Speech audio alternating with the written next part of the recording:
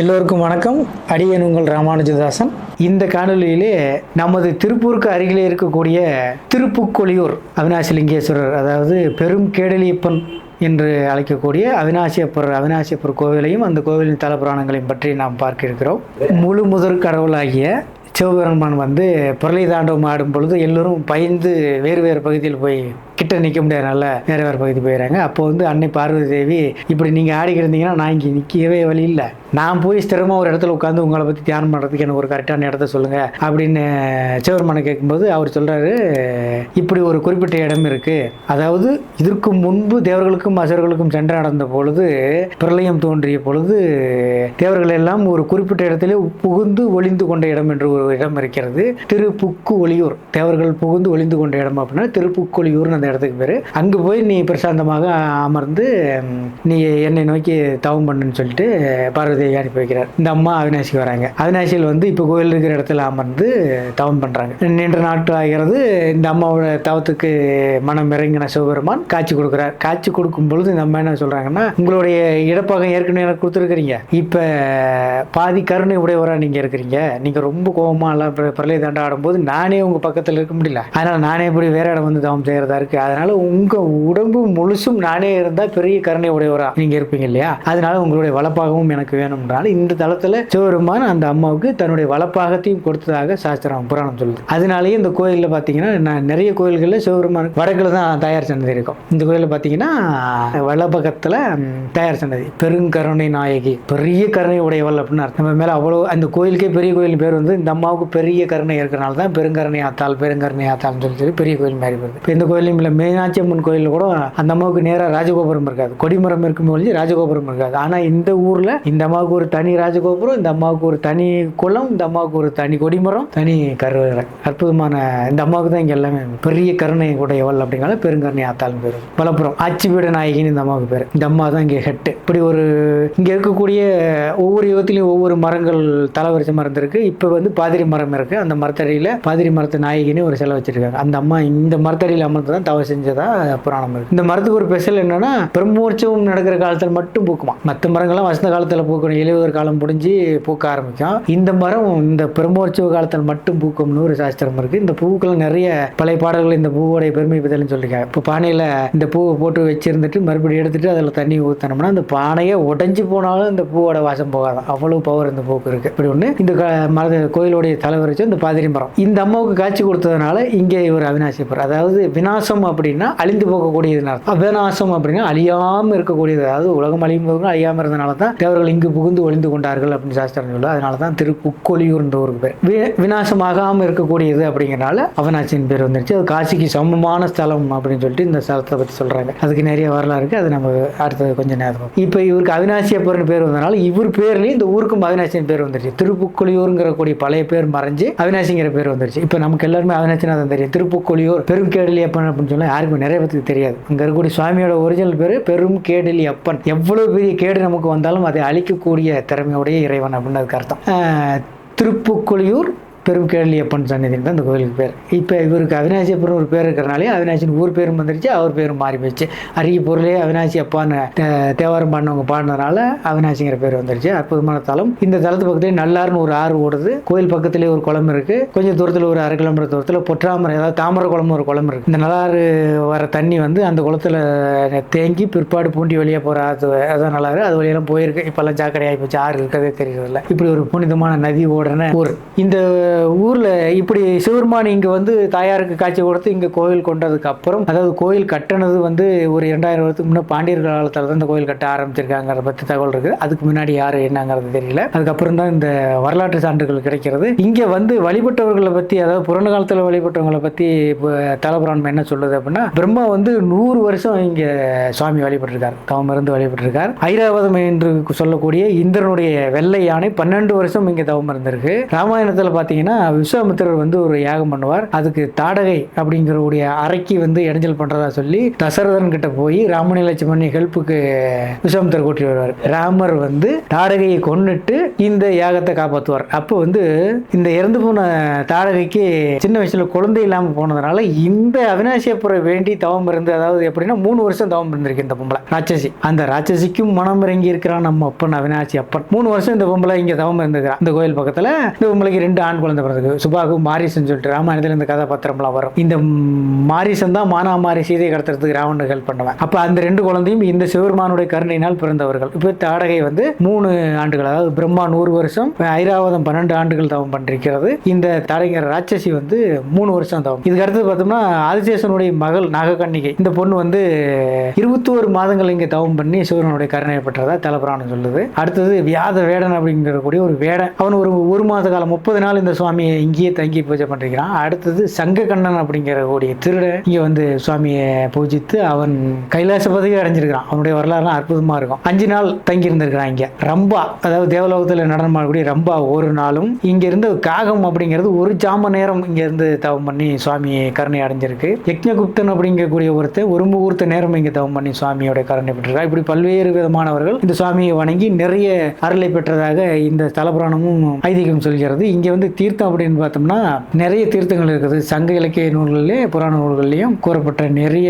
தீர்த்தம், அதாவது காசி கங்கை அப்படின்னு சொல்லிட்டு கோயிலுக்குள்ள ஒரு கிணறு இருக்கு. இந்த கிணறு வந்து கங்கை பொங்கி இந்த கிணத்துல நீராக வழிகிறதாக சாஸ்திரம் சொல்றது. அப்படின்னா காசியில கங்கை இருக்கிறது விஸ்வநாதருக்கு அருகிலே, இங்கே இருக்கக்கூடிய அவினாசிபுரம் அருகிலே இந்த கிணறு காசி கிணறு என்ற பெயரிலே இருக்கிறது. அடுத்தது ஒரு குளம் இருக்கிறது, நாகக்கன்னிகை தீர்த்தம் என்று ஒரு தீர்த்தம் இருக்கிறது. அடுத்தது தாமர குளம்னு ஒரு பெரிய குளம் இருக்கிறது. இப்படி நிறைய இடம் இருக்கிறது. ஆலயம் வந்து கிழக்கு நோக்கி 2 ராஜகோபுரங்களும் கூடிய அற்புதமான ஒரு ஆலயம். இங்கே நிறைய கணபதி 32 கணபதி என்னமோ இருக்காங்க. ஒரு பைரவர் சன்னதி, அதாவது காசியில் இருக்கக்கூடிய பைரவருக்கெல்லாம் முற்பட்ட பைரவர் இந்த பைரவர் என்று இந்த ஸ்தலபுராணம் சொல்லுது. அற்புதமான பைரவர் சன்னதி இருக்கிறது. நிறைய சன்னதிகள் இங்க என்னன்னா அப்பனுக்கும் அம்மைக்கும் இடையிலே முருகப்பெருமான அருகோண வடிவிலே வள்ளி தேவியானோடு காட்சி கொடுக்கிறார். அதாவது சோமாஸ்கந்த உற்சவமூர்த்திகளை பார்த்திருப்போம். சோமாஸ்கந்தராக மூலவர்களே இங்கு 3 பேரும் இருக்கிறார்கள். அப்பனுக்கு வலப்பாகத்திலே முருகன், அதற்கு அடுத்த இடத்துல அன்னை பெருங்கருணை நாயகி இருக்கிறார். இந்த முருகனை பற்றி அருணகிரிநாதர் திருப்புகழிலே பாடியிருக்கிறார். அதாவது அருணகிரிநாதரால் பாடப்பட்ட முருகன் இந்த முருகன். இங்க எப்படின்னா மற்ற கோயில்களில் கோஷ்டமூர்த்தியாக மகாவிஷ்ணு இருப்பார். இந்த கோஷ்டத்தில் இந்த கோவிலில் வந்து கொடிமரத்தின் அருகிலே நேராக உள்ளே இருக்கிற சுவாமியை பார்ப்பது போல், சுவாமியை தரிசித்துக் கொண்டே இருப்பதை போல சுவாமி எம்பெருமான் மகாவிஷ்ணு அங்கே காட்சி கொடுக்கிறார். அற்புதமான ஒரு விஷயம் இந்த கோவிலில். அம்பாள் சன்னதியிலையும் பின்புறத்திலே ஒரு தேல் உருவம் செதுக்கப்பட்டிருக்கிறது. அதாவது விருச்சிக ராசி என்ற அர்த்தத்தில் செதுக்கினார்களா என்னவென்று தெரியவில்லை. இந்த தேலுக்கு குங்குமம் வைத்து வழிபட்டால் விஜ சந்துக்களுடைய ஆபத்து நமக்கு வராமல் இருக்கும் அப்படின்னு சொல்லிட்டு இங்க ஒரு விஷயம் இருக்கு. இதற்கு பிற்பாடு இன்னும் நிறைய சன்னதிகள் இருக்கிறது. நிறைய கணபதி சன்னதிகள் இங்கே இருக்கிறது. நிறைய சித்தர்கள் இங்கே வந்து வழிபட்டிருக்கிறார்கள். சுந்தரமூர்த்தி நாயனார் இந்த கோவிலுக்கு வந்து வழிபட வரும் பொழுது 2 வீடுகள், அது ஆப்போசிட்ல ஒரு வீட்டில் சந்தோஷமாகவும் ஒரு வீட்டில் அழுகையாகவும் விஷயம் நடந்து கொண்டிருக்கிறது. என்ன என்று கேட்கும் பொழுது அங்கிருந்தவர்கள் சொல்லியிருக்கார்கள், அந்த வீட்டில் இந்த பையனுக்கு பூணூல் கல்யாணம் பண்றாங்க சாமி, இந்த வீட்டில் இருக்கிற பையன் இதே நாளையில ஒரு 4-5 வருஷத்துக்கு முன்னாடி செத்து போயிட்டான், நம்ம பையனும் இருந்தா இதே வயசுல இன்னைக்கு இருந்திருப்பானே, அவனுக்கும் பூணூல் கல்யாணம் பண்ணிக்கலாம்னு இவங்க வருத்தப்படுறாங்க. அப்படிங்கும்போது ரொம்ப மனசு வருத்தப்பட்ட சுந்தரமூர்த்தி நாயனார் என்ன பண்றாருன்னா அங்கேயே இருந்து அவினாசிபுரை குறித்து பதிகம் பாடுகிறார். இந்த குழந்தையை நீ கொடுக்க வேண்டும் அப்படின்னு சொல்லிட்டு, அதாவது உரைப்பார் உரைப்பது உய்த்து ஒல்குவார் தங்கள் உச்சியாய் அரைக்காடு ஆதியும் அந்தமும் அறமும் ஆயினாய் புரைக்காடு சோழிகள் பொக்கு ஒளியூர் அவினாசியே கரைப்பார் முதலையை பிள்ளையை தர சொல்லு காலனையே. இங்க இருக்கக்கூடிய எம்பெருமானே இந்த முழுங்கின முதலையே அந்த பிள்ளையை தர சொல்லு எமனிடம் அப்படின்னு சொல்லி உத்தரவு போடுற மாதிரி பாடுறார். அந்த பதிகம் பாடுகிறார். இந்த பதிகம் பாடும்போது மிக வறட்சியான காலம், ஆற்றில் தண்ணீர் கிடையாது, தாமிரகுளத்தில் எந்த குளத்திலுமே தண்ணீர் கிடையாது. திடீரென்று கருமேகங்கள் உருவாகி மழை பொழிந்து இந்த நல்லாற்றில் தண்ணீர் வந்து இந்த குளம் நிரம்பி அந்த குளத்துல இருந்து அந்த மீன் வந்து 5-6 வருஷத்துக்கு முன்ன இந்த குழந்தைய முழுங்கிருச்சு அந்த முதல்ல. இப்போ அந்த குழந்தை வளர்ந்துருந்தா 5-6 வருஷத்துல எவ்வளவு பெரிய வளர்ச்சி இருக்குமோ அந்த வளர்ச்சியோட அந்த குழந்தை வெளியே துப்பியிருக்கு. முதலின் வாயிலிருந்து இந்த பிள்ளை மீண்டு வந்திருக்கிறான். இது மிகப்பெரிய அதிசயம், தமிழுக்கு கிடைத்த மிகப்பெரிய மரியாதை இதெல்லாம். இப்படி ஒரு முதலையை பிள்ளை தர சொல்லு காலனியே பாடினதான் அந்த தமிழுக்கு மனமிறங்கி அந்த தமிழுக்கு கட்டுப்பட்ட இறைவன் எம்மிடத்தில் சொல்லி மழை பெய்ய வைத்து ஆற்றில் நீர் வர வைத்து தாமரை குளம் நிரம்பி இந்த முதலை பிள்ளையை கக்கி இருக்கிறது. இந்த பிள்ளையை கொடுத்து விடுகிறார். இது மிகப்பெரிய தமிழுக்கு கிடைத்த நம் பக்திக்கு கிடைத்த மிகப்பெரிய சாட்சி. இப்பெல்லாம் ரொம்ப சாதாரணமாக நினைக்கிறாங்க, இது எவ்வளோ பெரிய விஷயங்கிறத நினச்சி பாருங்க. நம்ம வறட்சி காலத்தில் இந்த இது இன்னொரு சுவாரஸ்யமான விஷயம் என்னன்னா, இந்த கருமேகங்கள் உருவான இடத்துக்கு கருமேகம் உருவான ஊர்னு பேர் வச்சிருந்தாங்க. அதுதான் மருவி கருவல்லூர், கருவல் வழியாகத்தான் இந்த வெள்ளாறு வருகிறது. இந்த நல்லாறு கருவல் திருவள்ளூர் என்ற ஊர் என்றும் சாட்சியாக இருக்கிறது. இப்படியெல்லாம் அற்புதமான வரலாறு கொண்டது. சுந்தரமூர்த்தி நாயனார் அற்புதமாக இந்த பெருமானை பற்றி பாடியிருக்கிறார், பதிகம் பாடியிருக்கிறார். இந்த வழியாகத்தான் சேரமான் பெருமானை சந்திப்பிறகு சுந்தரமூர்த்தி நாயனார் இந்த வழியாகத்தான் செல்கிறார். திரும்ப வரும்பொழுது தான் திருமுருகன் பூண்டியிலே வேடுபறி உற்சவம் எல்லாம் நடந்திருக்கிறது. அது திருமுருகன் பூண்டி பார்க்கும் பொழுது பேசிக்கொள்ளலாம். இப்படி சுந்தரர் பாடலுக்கு மனமிறங்கி எம்பெருமான் இறந்த குழந்தையை முதலைவாயிலிருந்து மீட்டு கொடுத்த தலம் இது. அப்படினால் அதாவது ஏதாவது குழந்தைகளுக்கு அபமிருத்தி தோஷம் இருக்கிறதா, விஷசந்துக்களால் ஏதாவது தோஷம் இருக்கிறதா என்றால் இங்கே சென்று வேண்டிக் கொண்டால் அது நிவர்த்தியாகும் என்பது சாஸ்திரம். இப்படி ஒரு அற்புதமான வரலாறு நடந்த இடம். பல அடியார்கள் இங்கே வழிபட்டு போனது. அதாவது நான் சொன்னது யாதவேடன் என்கிற ஒரு வேடன், சங்ககன் என்ற ஒரு திருடன். அந்த திருடன் எல்லாம் எப்படி வழிபட்டு இருக்கிறான் என்றால் காஞ்சிபுரம், திருவண்ணாமலை இப்படி நிறைய திருக்கோயில்களுக்கு சென்று ஏதாவது கொள்ளையடிக்கலாம் அப்படின்னு சொல்லிட்டு இந்த திருடன் பார்த்து இருந்துக்கிறான். எங்கேயும் கூட்டம் நிறைய இருந்தனால உள்ள போக முடியல.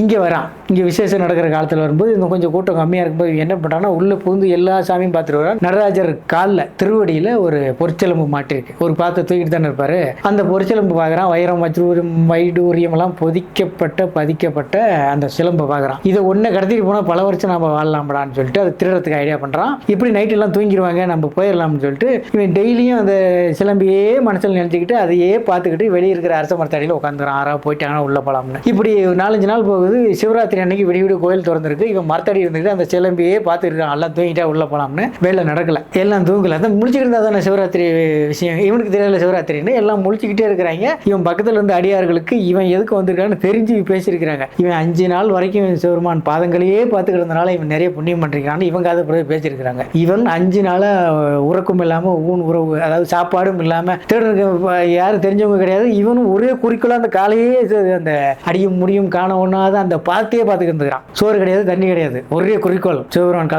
காலில் இருக்கிற சிலம்ப கடத்துறான், விற்கிறான், ஜாலியா வாழ்றான். இவனுக்கு 3 பொண்டாட்டி அன்பு இருந்திருக்கு. அவங்க எல்லாம் விட்டுட்டு தான் வந்துக்கிறாங்க கடத்திட்டு போகிறது. இப்ப சிவராத்திரி அன்னைக்கு விடிய முழிச்சிருந்து 5 நாளா பட்டினியாகவும் இருந்த காரணத்தினால, உறக்கமும் இல்லாத காரணத்தினால உடல் பாதிப்பு ஏற்பட்டு விடிய காலையில மரணம் அடைக்கிறான். இந்த பாதங்களையே பார்த்துக்கிட்டு இருந்து மரணம் அடைஞ்சனால கைலாச பதவி அடைந்து சிவபெருமான் பாதத்திலேயே வாழ்ற அளவுக்கு இவனுக்கு புண்ணியம் கிடைக்குது. சிவகணங்கள் ஒருவன் ஆயிடுறான்.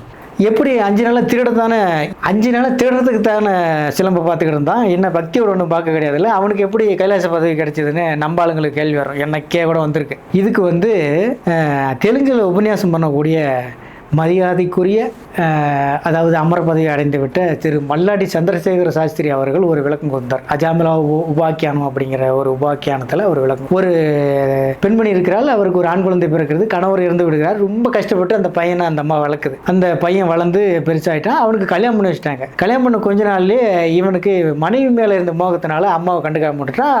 கொஞ்சம் மனைவி என்ன சொன்னாலும் செய்யலாம் அப்படிங்கிற ஒரு எண்டு வரைக்கும் போயிட்டான். எந்த அளவுக்கு போயிட்டான் அப்படின்னா, இவன் சொன்னா அவங்க அம்மா பிடிச்சி அடிக்கிற அளவுக்கு, பொண்டாடிச்சுன்னா அம்மா பிடிச்சி அடிக்கிற அளவுக்கு போயிட்டாங்க. தாசன் ஆகிட்டான், முன்னாடி தாசன் ஆகிட்டான். இது இப்படி கண்டினியூ ஆகும்போது இது எந்த எல்லைக்கு போயிருக்குது அப்படின்னா, இந்த அம்மா காலையில் நேரத்தில் ஒரு 10 மணிக்கெல்லாம் ஒரு கவித்தை எடுத்துட்டு பையன்கிட்ட கொடுத்து என்னை தூணில் கட்டி வச்சு அடின்னு இந்த அம்மா கைத்து எடுத்து ரெடி ஆகிற அளவுக்கு வழக்கமான நடவடிக்கை ஆகிப்போச்சு. இவன் கைத்து எடுத்து வந்தெல்லாம் கட்ட வேண்டியதில்லை. அந்த அம்மா கைத்து எடுத்து தூண் பக்கத்தில் போய் நின்றுக்குது. டெய்லி அடிக்கத்தானே போறானு. இந்த அளவுக்கு கொடுமை உச்சத்தின் எல்லைக்கே போயிடுச்சு, கொடுமையின் உச்சத்துக்கே போயிடுச்சு. இப்படி நடந்துகிட்டு இருக்கும்போது ஒரு நாள் என்ன ஆகுதுன்னா, காத்துல விளக்கு அணைஞ்சிருந்து வீடு, அது பகலா நைட்டா தெரியல நமக்கு, வீடு இருட்டாகி போயிடுச்சு. அப்போ கரண்ட் இருக்காது இல்லையா, வீடு இருட்டாகி போயிடுச்சு. இந்த தூணில் கட்டி வைக்கிற இடத்துல யாரோ ஒரு ஆணி அடிச்சிருந்துருக்காங்க. அது தெரியல. இவன் இருட்டில் அடிக்க போனவன் இந்த அம்மா மேலே பட்ட கையை தவறி போய் அந்த ஆணியில் போய் கைப்பற்றுறது, ஆணி குத்திடுது. அப்போ அந்த இருட்டில் ஆணி குத்தின உடனே இவன் பொண்டாட்டி வரலன்னு சொல்ல ஐயோ அம்மான்னு கத்த ஆரம்பிச்சான். ஐயோ அம்மான்னு கத்தின உடனே இந்த கைத்தால கட்டப்பட்டிருந்த அம்மா ஐயோ தம்பி என்னடா ஆச்சு தங்கம் உனக்கு என்னடா ஆச்சுன்னு அந்த அம்மா கதற ஆரம்பிச்சிருச்சு. அந்த அம்மாவுக்கு தெரியும் இவன் டெய்லியும் நம்மளை கட்டி வச்சு அடிக்கிறான்னு தெரியும், இவன் பொண்டாட்டி தாசன் ஆயிட்டான்னு தெரியும். ஆனால் இந்த அம்மாவை கழுத்தை எடுத்துக்கிட்டு போய் தூண் பக்கத்தில் நிற்கிற அளவுக்கு கொடுமை எல்லை மீறி போயிடுச்சு. ஆனாலும் தன் மகன் அடிபட்டு ஐயோன்னு கதறும் போது அந்த அம்மா இவன் நம்மளை கொடுமை பண்ணானே, அடிக்க வந்தானே, நம்மள அடிக்க வந்தானே, ஆணியில் கைப்பட்டுச்சுலாம் யோசிக்கவே இல்லை. ஐயோ தங்கம் உனக்கு என்னடா ஆச்சுன்னு பதறிச்சு. இதுதான் தாய் உள்ளம், இதுதான் தாயே வடிவான தாய்மானவனாகிய எம்பெருமானுடைய உள்ளம். அவன் திடத்துக்கு பார்த்தாலும் எதுக்கு பார்த்தாலும் எனக்கு தேவையில்லை, என் பாதங்களையே பார்த்துக்கிட்டு இருந்தான். அதனால அவனுக்கு மோட்சம் கொடுத்தான். தற்சால் இந்த விளக்கம் எல்லாத்துக்கும் ஈஸியாக புரிஞ்சிருக்கும்னு நினைக்கிறேன். சரி, நம்ம கதைக்கு போயிடுவோம். இப்படி சங்ககண்ணன், வியாத வேடன், இப்படி நிறைய பேர் எம்பெருமானுடைய கருணைக்கு ஆளானவர்கள். இப்ப நடக்கக்கூடிய ஒரு கண்ணுக்கு முன்னாடி நடக்கக்கூடிய ஒரு உதாரணம் சொல்லணும்னா, மைசூர் மன்னர்கள், உடையார்கள். இவங்க மன்னர்களாக பதவி ஏற்றுக்கும் போது காசியில் போய் ஒரு லிங்கம் எடுத்துட்டு நம்ம அவிநாசியில் வச்சு பூஜை பண்ணிட்டு அப்புறம் போய் தான் மன்னராக பதவி ஏற்றுக்கிறாங்க. இதெல்லாம் ஒரு பெரிய ஆதாரம் இன்னைக்கு வரைக்கும் இருக்கக்கூடியது.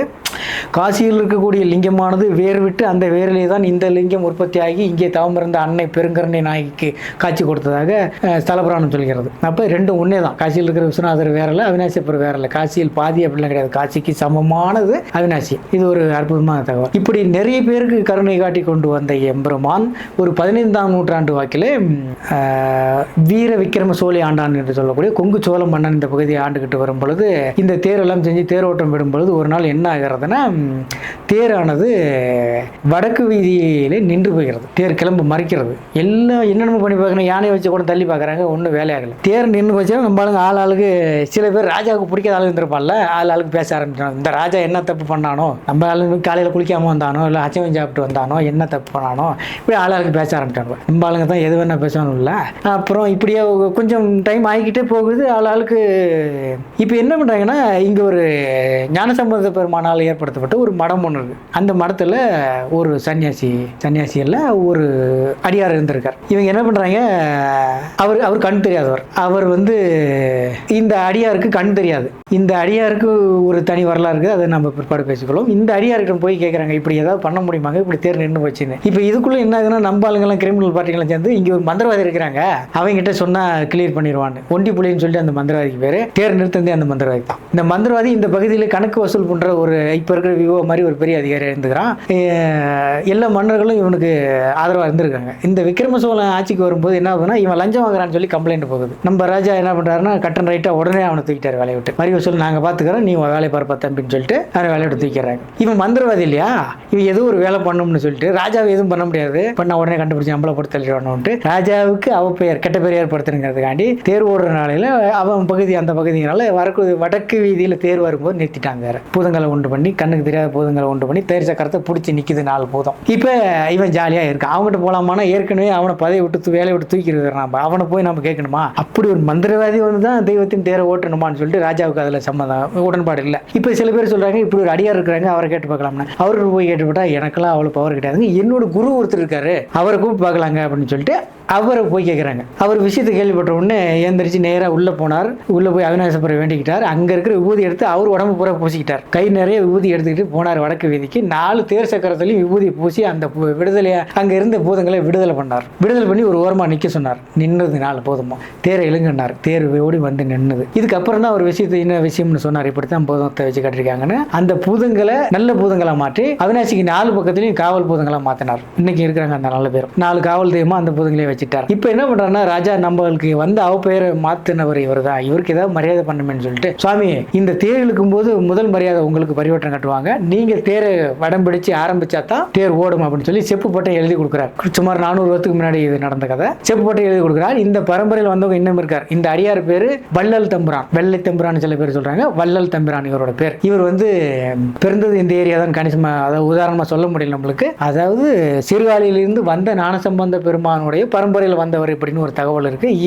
இவருக்கு மடம் அமைச்சு கொடுக்குறாரு. எங்க பழங்கரையில் இருக்கக்கூடிய பொன்சோலீஸ்வரர் கோயில் இவருக்கு மடம் அமைச்சு கொடுக்குறாரு நம்ம ராஜா. அங்க இருந்துக்கிட்டு வருஷம் இந்த முதல்ல மடம் இப்ப பெருமாள் கோயில் இருக்கு பாத்தீங்களா, அவிநாசபுரம் கோயிலுக்கு வடக்கு பக்கத்துல ஆத்தங்கரையில மெயின் நுழைவாயிலுக்கு மேற்கு பக்கத்துல பெருமாள் கோயில் இருக்கு. அந்த இடத்துல தான் மடம் இருந்திருக்கு. பெருமாள் கட்டும்போது தான், கோயில் கட்டும்போது தான் இந்த மடம் இங்கிருந்து பொன்சோலீஸ்வரர் கோயிலுக்கு மாறுது. இவர் இங்கிருந்து இந்த கோயிலுக்கு அடியாராக வாழ்ந்துகிட்டு இருக்கார். இவர் நிறைய சித்து வேலைகள் பண்ணியிருக்கார். கோயிலுக்கு நிறைய நன்மை பண்ணிருக்கார். இவர் பேரு வள்ளல் தம்பிரான் அல்லது வெள்ளை தம்பிரான். இவர் ஞானசம்பந்தர் அடியார் பரம்பரையில் வந்தவர். ஒரு மடம் அமைச்சு இங்கே நல்லது பண்ணவர். இவர் நிறைய சித்து வேலைகள் செய்து கோயிலுக்கு நிறைய திருப்பணிகள் செய்து கொண்டார். இவர் காலத்தில் நிறைய மண்டபங்கள்லாம் கட்டிருக்கு. இவர் இங்கே நீண்ட காலம் வாழ்ந்துகிட்டு இருக்கார். இவருக்கு தான் செப்போட்டையும் எழுதி கொடுத்தார் நம்ம வீர விக்ரம சோழி ஆண்டான், கொங்கு சோழ மன்னன். இவர் பேரிலே நிறைய கோயில்களை கட்டிருக்காரு. கொழும்பும் கோவில், பொன்சோலீஸ்வரர் கோவில், நிறைய கோயில்கள் இவருடைய பேர் கல்வெட்டில் இருக்கு. இவர் நிறைய திருப்பணிகள் செய்தவர். இவருக்கு ஒரு சாபம் இருந்து அதை நிவர்த்தி செய்த காரணமாகத்தான் அதாவது கொழும்புத்தில் இருக்கிற கோவில் குமரலிங்கம் பக்கத்து குமரலிங்கம் என்று இருந்தது, இப்போது குமரலிங்கம் என்றாயிருக்கு. இந்த கோயிலெல்லாம் கட்டினது இவர் நிறைய திருப்பணி செய்திருக்கார். இவர் எழுதின செப்பு பட்டையும் இருக்கிறது. இவர் பரம்பரையில் வந்தவர்கள் இன்னும் இருக்கிறாங்க. இவர்கள் நாங்களும் போய் பார்த்துருக்கிறோம். இவங்க தான் முதல் மரியாதை ஏற்றுக்கிட்டு வடம் பிரித்து கொடுக்குறாங்க. இப்போ இந்த வருஷம் வரைக்கும் இது நடந்துகிட்டு இருக்கு. 400 வருஷத்துக்கு மேல இந்த கோயில் தேர் இழுக்கும் போது இந்த மரியாதை இவங்களுக்கு கொடுக்குறாங்க. இவர் என்ன பண்றாருன்னா, காசிக்கு போய் விஸ்வநாதரை தரிசிக்கணும்னு சொல்லிட்டு இவர் விருப்பப்படுறாரு நம்ம வள்ளல் தம்பிரான் அவர்கள். சரின்ட்டு தனக்கு இருந்த சொத்துக்கள்லாம் விற்று பொற்காசுகளை மாற்றி கைத்தறிக்குள்ள கோயிலில் வச்சு ரகசியமாக அதை எடுத்துக்கிட்டு இவர் வழிபட்ட ஆத்மலிங்கம் ஒரு சின்ன லிங்கம் ஒன்று இருக்குது, அதையும் எடுத்துக்கிட்டு காசி பிரயாணம் போகிறார். காசிக்கு போயிட்டார், அங்கே தங்கியிருந்தார். ஒரு நாள் குளக்கரையில், அதாவது கங்கை கரையிலே படியிலே இந்த லிங்கத்தையும் இந்த கைத்தண்டத்தையும் வைத்து விட்டு ஆற்றிலே மூழ்கி எழுந்து பார்க்கும்போது கைத்தண்டம் தவறி ஆற்றில் விழுந்து ஆற்றில் அடிச்சுட்டு போயிருது. இது என்ன ரொம்ப இருக்கு, நம்ம திரும்ப போகிறதுக்கு பணம் இல்லாமல் எப்படி போகிறது அப்படின்னு சொல்லிட்டு அங்கேருந்து விஸ்வநாதரை வேண்டுகிறார். அப்போ விஸ்வநாதர் சொல்கிறார், நான் பார்த்துக்கொள்வோம், உம்முடைய தண்டமானது எங்கே போய் சேருமோ அங்கே சேர்ந்துருச்சு அப்படின்னு சொல்லிட்டு இவருக்கு பொற்காசு கொடுத்து ஹெல்ப் பண்ணி அனுப்பி வைக்கிறார். அதாவது எப்படின்னா, அப்போ குமரகுருபர் காலமா என்னன்னு தெரியல, இவர் வந்து அங்கிருந்த முஸ்லீம் மன்னரையெல்லாம் சந்திச்சதா இவர் வரலாறு சொல்றது. அப்போ அவுரங்கசீப்ல ஷாஜகானுடைய இவர் காலத்தில் காசி கலெக்டராக, அதாவது கவர்னராக முகலாயர் சார்பில் இருந்தவர் ஷாஜகானுடைய மூத்த மகன், அதாவது அவுரங்கசீப்புடைய அண்ணன் தாரா சூக்கோ என்பவர். இவர் நிறைய மெத்த படித்தவர். இவர் வந்து காசிக்கு கலெக்டராக இருக்கிறார். இவர் காலத்தில் தான் குமரகுருபர் அங்கே போய் அவரை சந்தித்து குமரகுருபர் மடமெல்லாம் ஏற்படுத்துகிறார். அதனால இதே காலத்தில் தான் இந்த வள்ளல் தம்பிரானும் அங்கே போயிருக்கார். இவர்கள் மூலியமாக இவருக்கு பணம் கிடைக்கிறது. அதை பெற்றுக்கொண்டு இவர் இங்கே வர்றார். இங்கே வந்தால் இந்த கிணத்துல இந்த தண்டம் கிடைத்து இங்கிருந்த அர்ச்சகர்கள் எடுத்து அந்த காசி கிணத்துல, அதனால தான் காசியும் கங்கையும், காசியில் ஓடுகின்ற கங்கையும் இந்த காசி கிணறும் ஒன்றுங்கிறது. ஏன்னா அங்கே விழுந்தது எப்படி அதே தண்ணி இங்கே இருக்கும் தான் தண்டம் மேலே வந்திருக்கும். இது ஒரு உதாரணம். இந்த தண்டத்தை எடுத்து அன்னை கருணையாத்தாள், பெருங்கருணையாத்தாள் சந்நிதியில் வைத்திருக்கிறார்கள். இவர் வந்து கேட்கிறார், அவங்க கொடுக்க மறுக்கிறாங்க. அன்று இரவு அன்னை அர்ச்சகர்கள் கனவுலே தோன்றி அது தம்பிரானுடைய கைத்தறி தான் கொடுத்துருங்கன்னு சொல்றாங்க. அது கொடுக்குறாங்க. அவர் வாங்கிக்கிறார். அந்த கைத்தறியில் இருந்த பொற்காசுகளை செலவு செய்து தான் இந்த பைரவர் சன்னதியை வள்ளல் தம்பிரான் கட்டுறார். அவர் காலத்தில் கட்டப்பட்டது, அவர் முயற்சியால், அவர் சொந்த பணத்தால் கட்டப்பட்டது இந்த பைரவர் சன்னதி. இதெல்லாம் ஒரு மிகப்பெரிய அற்புதமானது. வெளி சுற்றிலே தான் மற்ற கோயிலில் பைரவர் இருப்பார், இங்கே உள் சுற்றிலேயே பைரவர் இருக்கிறார். இங்கே இருக்கிற சனீஸ்வர பகவான் வந்து வசிஷ்ட பகவானுக்கு அருளியதாக அது ஒரு சாஸ்திரம் சொல்லுது. அப்போ வசிஷ்டர் வந்து இந்த சனீஸ்வர பகவானை வழிபட்டு இருக்கிறார். இப்படி வள்ளல் தம்பிரான் வந்து அங்கிருந்து வந்து இந்த பைரவருக்கெல்லாம் கோயில் கட்டிட்டு இங்கேயே கொஞ்சம் காலம் இருக்கார். அப்புறம் அவருக்கு நாம் முக்தி அடையும் காலம் வந்து விட்டுன்னு தெரியுது. இவர் வந்து தேவராயம்பாளையத்தில் நீண்ட நாள் வாழ்கிறார். அங்கே இருந்து இவர் வந்து மேச்சேரியில் இருக்கக்கூடிய பசுபதீஸ்வரர் கோயிலில் போய் ஒரு புரட்டாசி மாதம் ரோஹிணி நட்சத்திரத்தில் அங்கே போய் ஜீவசமாதி அடைகிறார். அங்கே போனீங்கன்னா பசுபதீஸ்வரர் கோயிலுக்கின் கிழக்கு பக்கத்தில் அவருக்கு ஜீவசமாதி இன்றும் இருக்கிறது. ஸ்ரீ தம்பிரான் சுவாமிகள் ஜீவசமாதி என்று எழுதியே வைத்திருக்கிறார்கள், கல்வெட்டு இருக்கிறது. அங்கே போனீங்கன்னா நீங்க தரிசிக்கலாம். இங்கிருந்து இவர் அங்கே போய் ஜீவசமாதி அடைஞ்சிட்டார். இவருடைய பரம்பரை ஆட்கள் இன்னமும் இருக்கிறார்கள். இந்த முதல் மரியாதை அவர்கள் கொடுத்துக்கிட்டு இருக்காங்க. அந்த செப்பு பட்டயம்லாம் இருக்கிறது. இந்த குலகுருக்கள் அப்படிங்கிற வகையில் தலையூரிலையும் இன்னொரு ஊர் இந்த நம்ம அவினாசி, இப்படி 3 இடத்துல இவங்க இருக்கிறாங்க. இப்போ கோயம்புத்தூர்ல நரசிம்மநாயக்கம்பாளையத்தில் இப்போ இருக்கக்கூடிய குலகுருவானவர், அதாவது ஞானசம்பந்த கண்ணுடைய வள்ளல் தம்பிரான் அப்படிங்கிற பேரில் குலகுரு இருக்கிறார். அவர் நாங்களும் போய் பார்த்துருக்கிறோம். போனீங்கன்னா அந்த ஆத்மலிங்கம் அவர் வச்சிருக்கார். யாரு வள்ளல் தம்பிரான் வச்சிருந்தார் பார்த்தீங்களா, அந்த ஆத்மலிங்கம் அவர் வீட்டில் இருக்கு. போனீங்கன்னா அங்கே போய் சாமி தரிசனம் பண்ணலாம். அந்த வள்ளல் தம்பிரானுடைய பரம்பரையில் வந்து அவங்க வச்சிருக்காங்க. இப்படி இவர் அங்கே போய் ஜீவசமாதி அடையும் போது இந்த தேவராயம்பாளையத்தில் இவர் கடைசியாக வாழும்போது இந்த மக்கள் கிட்ட எல்லாம் சொல்லியிருக்காரு, நான் அங்கே போய் ஜீவசமாதி அடைஞ்சிட்டேன்னா ஒரு 400 வருஷத்துக்கு அப்புறம் இங்கேயே பிறந்து நான் அதே தேவராயம்பாளையத்தில் போய் வாழ்வேன் அப்படின்னு சொல்லியிருக்காரு. இப்போ யாருங்கிறத கண்டுபிடிச்சு பாருங்க. அப்படி இருக்கிறதுக்கு வாய்ப்பு இருக்கு. இப்படி ஒருத்தர் இப்போ இருக்கார், நீங்க கண்டுபிடிச்சு பாருங்க. இருக்கார், நாங்கள் பார்த்துருக்கோம், போய் பாருங்க. அப்படி அதாவது அந்த வள்ளல் தம்பிரானுடைய அடுத்த ஜென்ரேஷன், அடுத்த ஜென்மா அப்படிங்கக்கூடிய அடுத்த வள்ளல் தம்பிரான், அந்த வெள்ளை தம்பிரானுடைய அடுத்த ஜென்மாவில் இப்போ ஒருத்தர் பிறந்துட்டார். அவரை நாங்கள் பார்த்துருக்குறோம், நீங்களும் கண்டுபிடிச்சிங்க. இதற்கு அப்புறம் அடுத்தடுத்த குருமார்கள் வருகிறார்கள். கிட்டத்தட்ட 400 வருஷத்துக்கு அப்புறம் இப்போ பழங்கரையில் இருக்கிற கோயில் பைபாஸுக்கு கோயில் கட்டும்போது அந்த மடம் இடிக்கப்பட்டது. அங்கிருந்து தேவராயன்பாளையம் இல்லை, தேவம்பாளையம் அப்படிங்கிற இடத்துல ஒரு முருகன் கோயில் இருக்கு. அங்கே அந்த மடம் மாற்றப்பட்டது. இப்போ அங்கே மடம் செயல்படவில்லை. அந்த மடத்தில் ஜாயின் பண்ணிட்டாங்க. அங்கே போனீங்கன்னா வள்ளல் தம்பிரானுடைய ஒரு உருவம் புடைப்பு சிற்பமாக செதுக்கப்பட்டிருக்கு, பார்த்துக்கலாம். தேவம்பாளையம், அதாவது மெயினில் திருப்பூர் டு அவினாசி மெயினில் அணைப்பூர்னு ஒரு ஊர் இருக்கும். அதுலேருந்து உள்ளே போனீங்கன்னா ஒரு 3 கிலோமீட்டர் உள்ள போனீங்கன்னா தேவம்பாளையம் முருகன் கோயில் இருக்கு. அங்கே போனீங்கன்னா ஒரு பக்கம் முருகன் இருப்பார், ஒரு பக்கம் வள்ளல் தம்பிரானை செதுக்கியிருப்பாங்க. கையில் கைத்தறியோடு நிற்கிறார். போனீங்கன்னா பார்க்கலாம். இப்போ எல்லாம் காலம் மாறிட்டதுனால இப்போ இந்த மடாதிபதியாக இருந்தவர், குலகுருவாக இருந்தவர், இப்போ கோயம்புத்தூரில் நரசிம்மநாயக்கம்பாளையத்தில் இருக்கார். போனீங்கன்னா பார்க்கலாம். இன்னமும் நடைமுறையில் அந்த வழக்கங்கள்லாம் நடந்துகிட்டு இருக்கு. இந்த கோயில முதல் மரியாதைக்கு வராங்க அவங்க பரம்பரையை சேர்ந்தவங்க. இது ஒன்று. இந்த வள்ளல் தம்பிரானுக்கு ஒரு சீடர் இருந்தார், அவர் கண்ணு தெரியாதுன்னு சொன்ன பார்த்தீங்களா, அவர் வந்து இந்த தாமரை குளம் இருக்கு. இப்போ தாமரை குளத்து கரையிலேயே உட்காந்து ஒரு சின்ன சிவலிங்கம் வச்சு வழிபட்டுக்கிட்டு இருந்திருக்கார் ரொம்ப நாள். மழை பெஞ்சு தாமரை குளம் நிறைய நேரம் வந்துருச்சு. மழை பெஞ்சிக்கிட்டே இருக்கு, குளம் உடஞ்சிருமோ அப்படிங்கும்போது அந்த ஊர் தலைவர் உத்தரவிட்டு வீட்டுக்கு ஒரு ஆள் வந்து மதுரையில் எப்படி பெட்டுக்கு மண் சுமந்த விளையாட நடந்ததோ அந்த மாதிரி கரையை பலப்படுத்தணும், வீட்டுக்கு ஒரு ஆள் வாங்கன்னு போய் எல்லாம் மண்ணை அள்ளி போட்டுக்கிட்டு இருக்கிறாங்க. இவர் குளக்கரையில் உட்காந்துக்கிறார். இவர் கண்ணு தெரியாதுங்கிறது அந்த வேலை பார்த்த ஆளுங்களுக்கு தெரியல. இவர் சிவலிங்கத்தை வழிபட்டு இருக்கும்போது, யோ என்னையா இங்கே வேலை நடந்துருக்கு, நீ என்னையா பண்ற அப்படின்னு சொல்லிட்டு, வாயா அப்படின்னு சொல்லிட்டு இந்த லிங்கத்தை தூக்கி குளத்துக்குள்ள போட்டுட்டு அவரை இழுத்துட்டு போயிடுறாங்க. இவரும் கண்ணு மூடிட்டு வேலை செய்யற கண் தெரியாம சாயந்தரம் வந்து குளிச்சுக்கிட்டு குளக்கரையில் உட்காந்து, சுவாமி இப்போ நான் பூஜை பண்ணுறதுக்கு லிங்கம் வேணுமே, நீ என்ன பண்ணுவியோ தெரியாது, எனக்கு அந்த லிங்கம் வேணுங்கும் போது ஒரு மீன் வந்து வாயில் அந்த லிங்கத்தை கவ்விக்கிட்டு வாங்கிட்டு வந்து இவருக்கு கொடுத்துருக்கு. இவர் வச்சு வழிபட்டு இருக்கார். இவர் தான் இந்த வள்ளல் தம்பிரானுடைய சிஷ்யர். இவர் சொல்லித்தான் வள்ளல் தம்பிரானை பத்தி வெளியில் தெரியுது. அதுக்கப்புறம் தான் போய் தேர் ஓட வைக்கிறாங்க. இதுக்கப்புறம் இவர் வந்து இங்க ஜீவசமாதியா இருக்கார். கோயிலுக்கு வடக்கு பக்கத்துல ஆத்துக்கு ஒரு பாலம் போட்டிருப்பாங்க. அந்த பாலத்தை கடந்து கோயிலுக்கு வரணும். அந்த பாலத்தை விட்டு இறங்கி கோயிலுக்கு, அதாவது ஊருக்குள்ள இருந்து கோயிலுக்கு வந்து பாலத்துல இருந்து இறங்குற இடத்துல வலது பக்கத்துல பாத்தீங்கன்னா கிழக்கு நோக்கு ஒரு விநாயகர், உயரமான இடத்துல ஒரு விநாயகர் உட்காந்துருப்பார். அந்த விநாயகர் கீழே இவரோட ஜீவசமாதி இருக்கு. இவங்க பரம்பரைக்காரங்க இங்க வந்து பூஜை பண்றாங்க. இவரோட ஜீவசமாதி இங்க இருக்கு. பிரம்மா வந்து 100 வருடங்கள் இங்கு தவம் இருந்து பெருமான் கருணை அடைந்தார் அப்படின்னு சொன்னா, எதுக்காக தவம் இருந்தார் அப்படின்னா, இந்த பிரம்மாவுக்கும் திருமாலுக்கும் யார் உயர்ந்தவர்கள் போட்டி ஏற்பட்ட போது சுவாமி சிவபெருமான் நெருப்பு ஸ்தம்பமான் என்று அடிய முடியும் காண ஒண்ணதா இருந்தார். அப்போ வந்து ஒரு தாளம்பூவை சாட்சியா வச்சு பிரம்மா நான் திருமுடியை பார்த்தேன்னு பொய் சொல்லிடுறார். அதனால உனக்கு கோயில் இல்லாமல் போகட்டும், உன் படைப்பு தொழிலும் மறந்து போகட்டும்னு சிவபெருமான் சாபம் கொடுத்துட்றார். அந்த படைப்பு தொழில் உண்டாகக்கூடிய ஞானம் வேண்டும் அப்படின்னு சொல்லி தான் பிரம்மா இங்கே தவம் இருந்து எம்பெருமானுடைய கருணையை பெற்று இங்கேயே படைப்பு தொழிலை ஆரம்பித்தார். அப்படிங்கிறத தான் பிரம்மா இங்கே தவம் இருந்திருக்கார். அடுத்ததாக வெள்ளை யானை அப்படிங்கிறது எப்படின்னா, யானை அமிர்தத்தை உண்ட அந்த ஐராவதங்கிற யானை என்னன்னா, அமிர்தம் சாப்பிட்டதுனால ரொம்ப நமக்கு மரணமே இல்லைன்னு செருக்கடைந்து பூஜை வழிபாடுகள்லாம் விட்டுட்டு பெண் யானைகளோடு சேர்ந்து ஜாலியாக சுத்த ஆரம்பிக்குது. இதனால கோபமோட இந்திரன் வந்து நீ பூலோக காட்டு யானையாக போக சாபம் கொடுத்துறாரு. அந்த காட்டு யானை வந்து இந்த பெருமானை 12 ஆண்டுகள் தவம் இருந்து வழிபட்டு மீண்டும் அமர் பதவி அடைந்து தேவலோகம் போனதாக ஒரு சாஸ்திரம் சொல்லுது. ஆதிசேஷனுடைய மகளானவள் ஒரு மகளுக்கு நாககணிக்குன்னு திருமணம் வயது வந்தும் கூட திருமண ஆசை வராமல் ஏதோ ஜடமாறி அப்படியே இருக்கா, கல்யாணம் வேணான்னு ஆதிசேஷன் என்ன பண்றேன்னு தெரியாமல் முழிக்கும் போது நாரதர் வந்து சொல்றாரு, இப்படி அவினாசியில் போய் கொஞ்ச நாள் தங்க வை இந்த பொண்ணுன்னு. இந்த பொண்ணு இங்க தங்கிக்கிட்டு அம்பாளுக்கும் சிவபெருமானுக்கும் பூஜை பண்ணிக்கிட்டு இருக்கு. இப்போ வந்து ஒரு நாககுமாரன், இன்னொரு நாககுமாரன் வந்து இங்க பூஜை செய்யறான். 2 பேரும் பாத்துக்கிறாங்க. 2 பேத்துக்குள்ள லவ் ஏற்படுது. சிவபெருமானை முன்னின்று கல்யாணம் ஏற்படுத்தி இப்படி கல்யாண பிரச்சனையை தீர்த்து வச்சிருக்காரு இந்த பெருமான். இப்படி நிறைய பேர் ரம்பா ஒரு நாள் நாட்டியம் ஆடிக்கிட்டு இருக்கும்போது அகஸ்தியர் வராரு. அவரை பார்க்காம இந்த பொண்ணு ஆடிடுச்சு அப்படின்னால மதிக்காம போயிட்டு அவர் சாபம் கொடுத்துறாரு. அந்த சாபமும் இங்க வந்து வணங்கித்தான் அந்த பொண்ணோட சாபமும் தீர்ந்திருக்கு. இதுக்கப்புறம் இங்க ஒரு காக்கா, இந்த தாமிர குளத்துக்கரையில் ஒரு காக்கா வாழ்ந்துகிட்டு இருந்திருக்கு. இந்த காக்கா தன்னோட குடும்பத்தோட வாழ்ந்துகிட்டு இருக்கு.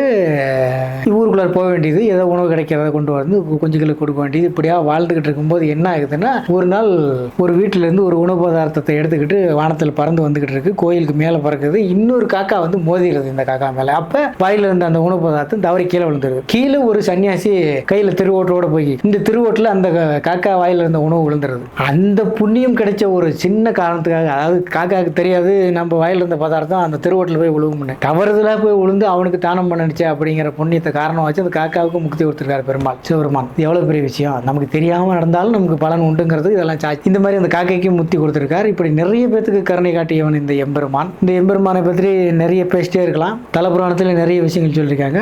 அந்த சுந்தரமூர்த்தி நாயனார் பாடி அந்த முதலை கொண்ட பாலகனை கொண்டு வந்தது மிகப்பெரிய விஷயம் இந்த பெருமானை பற்றி. இன்னொரு விஷயம் என்னன்னா, தமிழ்நாட்டில் இருக்கக்கூடிய தேர்களில் மிகப்பெரிய 3வது பெரிய தேர் நம்ம அவினாசி தேர் தான். வண்டியெல்லாம் வச்சு பெரிய புல்டோசர்லாம் வச்சு இழுக்கிறாங்க. 4 வீதியிலும் தேர் ஓடுது. இப்பயும் என்ன பண்ணுவாங்கன்னா, கோயில இருந்து ஆரம்பிச்சு மேற்கு வீதி முடிந்து வடமேற்கு வீதி சந்திக்கிற இடத்துல தேர் நிறுத்திடுவாங்க முதல் நாள் நைட்டு. அடுத்த நாள் ஆரம்பிச்சு மறுபடியும் நிலைக்கு வந்து சேரும் தேர். அப்போ வந்து வள்ளல் தம்பிரான் சொல்லியிருக்காரு, வடக்கு வீதியில தேர் நிறுத்தாதீங்க, மந்திரவாதி அந்த ஒண்டி புலி வடக்கு வீதியில் தான் தேர் நிறுத்தினாங்கிறனால அங்கே போய் நிறுத்த வேணாம், மேற்கு வீதியிலேயே நிறுத்திடுங்க தேரை நைட்டுன்னு சொல்லி இப்போ வரைக்கும் அந்த மேற்கு வீதியில் தான் தேர் நிறுத்துவாங்க. முடிகிற இடத்துல அடுத்த நாள் காலையில் ஆரம்பிச்சு கொண்டு வந்து நிறுத்துவாங்க. இந்த சாஸ்திரம் அது அப்பிருந்து கடைபிடிக்கப்படுகிறது. மிகப்பெரிய தேர்கள் தமிழ்நாட்டிலே 3வது மிகப்பெரிய ரொம்ப பெரிய தேர். அம்பாளுக்கு ஒரு தனி தேர் இருக்கிறது, விநாயகர் பெருமானுக்கு தேர் இருக்கிறது. இந்த தேரோட்டமானது சித்திரை மாதத்திலே மிகப்பெரிய திருவிழாவாக கொண்டாடப்படுகிறது. எல்லா மதத்தினரும் வந்து இந்த திருவிழாவில் கலந்து கொள்கிறார்கள். நிறைய பேர்களுக்கு இங்கே அன்னதானம் வழங்கப்படுகிறது. அது ஒரு மிகப்பெரிய விஷயம்.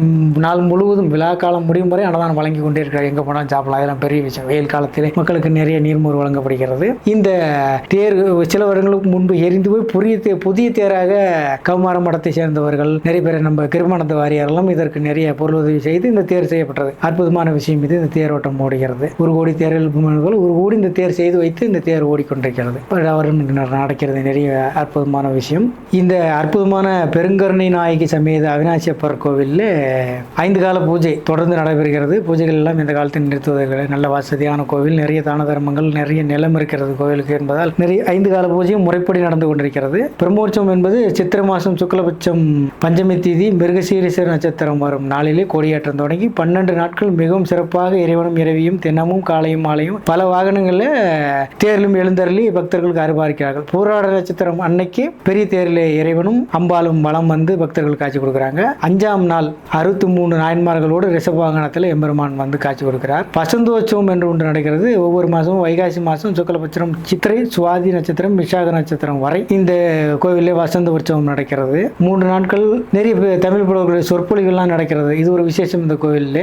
ஆனி மாதத்திலே நடராஜருக்கு ஆனி மாத உத்தர நட்சத்திரத்தன்று நடராஜ பெருமானுக்கு விசேஷ பூஜைகள் நடைபெறுவது வழக்கம். அவருக்கு செய்யப்படும் சிறப்பான அபிஷேக ஆராதனைகளை பார்க்கலாம். ஆடி பூரம், ஆடி மாதம் புனர்பூசம், பூசம், ஆயில்யம், மகம், பூரம் இந்த 5 நாளும் பெருங்கருணாம்பிகைக்கு விசேஷ பூஜைகள் நடைபெறும். மேலும் ஆடி தபசு விழாவும் சிறப்பாக இங்கே நடைபெறும். இது தவிர ஆடி மாதத்தில் வரும் எல்லா வெள்ளிக்கிழமையிலும் அம்மனுக்கு சிறப்பு பூஜைகள் இங்கே நடக்கிறது. ஆவணி மாதம் மூல நட்சத்திர விசேஷம். ஆவணி மாதம் வர மூல நட்சத்திரத்தன்று ரிஷப வாகனத்தில் எம்பெருமான் காட்சி கொடுக்கிறான். நவராத்திரி 9 நாளும் இங்கு அற்புதமாக கொண்டாடப்படுகிறது. கந்த சஷ்டி விழா இங்கு அற்புதமாக நடக்கிறது. மார்கழி மாதம் திருவாதிரை 10 நாள் மாணிக்க வாசகருக்கு திருவம்பாவை உற்சவம் நடக்கிறது. அதாவது மாணிக்க வாசகர் மதுரையிலிருந்தே இங்க இருக்கக்கூடிய அவிநாசி அப்பரை அங்கிருந்தே பாடினார் என்று ஒரு வரலாற்று தகவல் இருக்கிறது. அங்கிருந்தே இவரை பற்றி பாடியிருக்கிறார். இது ஒரு அற்புதமான விஷயம். மாசி மாதத்திலே சிவராத்திரி என்று மகா சிவராத்திரி உற்சவம் வெகு சிறப்பாக கொண்டாடப்படுகிறது. சிறப்பு அலங்காரத்தில் எம்பெருமான எம்பெராட்டியும் இங்கே காட்சி கொடுப்பார்கள். பங்குனி மாதம் முதல் உண்ட பாலகனை மீட்டுக் கொடுக்கின்ற உற்சவம் என்பது பங்குனி மாதம் பூர நட்சத்திரத்திலே நடைபெறுகிறது. உற்சவத்தின் 4ஆம் நாள் ஒரு அந்தன சிறுவனுக்கு பூணூல் அணிவிக்கும் விழாவும் இந்த முதலிலிருந்து இந்த குழந்தை கடத்த விழாவும் அதாவது பங்குனி மாதம் பூர நட்சத்திரத்திலே நடத்துகிறார்கள். அற்புதமான விழா பங்குனி மாதத்தில் நடக்கிறது. இந்த கோவில் அமாவாசை என்று முழு நாளும் திறந்திருக்கும் என்பது ஒரு விசேஷ செய்தி. மதியத்திலே கோவில் சாத்தப்பட்டு மாலையிலே நடை திறக்க அந்த மாதிரி எல்லாம் இல்லை. முழு நாளுமே இந்த கோவில் திறந்தே இருக்கும் கோவில். அப்படி ஒரு அற்புதமான திருத்தலம் இந்த திருத்தலம். நிறைய அடியார்கள் அருள் பணியும் அம்மையும் வணங்கி அருள் பெற்ற அற்புதமான தலம். இந்த தலத்தை பற்றி அடியனுக்கு தெரிந்த என்னுடைய சிற்றறிவுக்கு தெரிந்த மிகச்சிறிய விஷயங்களை சொல்லியிருக்கிறேன். மேலும் விஷயங்களை தெரிந்து கொண்டு அடுத்தடுத்த காணொலியில் பேசிக்கொள்ளலாம். தொடர்ந்து ஆதரவு அளியுங்கள். எல்லோருக்கும் எம்பெருமான் எம்பெராட்டியும் எல்லா வளமும் நலமும் கொடுக்க வேண்டும் என்று வேண்டிக் கொண்டு உங்களிடமிருந்து விடைபெறுகிறேன். நன்றி, வணக்கம். சர்வம் கிருஷ்ணார்ப்பணம்.